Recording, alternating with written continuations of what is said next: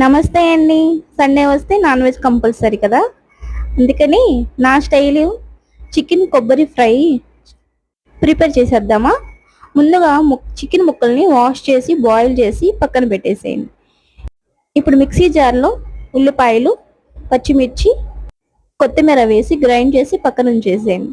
కళాయి పెట్టుకొని ఆయిల్ వేసి అల్లం వెల్లుల్లి పేస్ట్ వేసి పచ్చివాసన పోయే వరకు ఫ్రై చేసి పచ్చిమిర్చి పేస్ట్ కూడా వేసేసి ఒక 5 మినిట్స్ ఫ్రై చేయండి.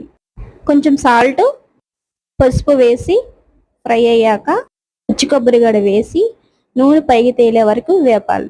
ఇప్పుడు దీంట్లో కొంచెం కారం వేసిన తర్వాత చికెన్ ముక్కలు కూడా వేసేసి బాగా రోస్ట్ అయినాక గరం మసాలా గడ వేసి వేపుకోండి.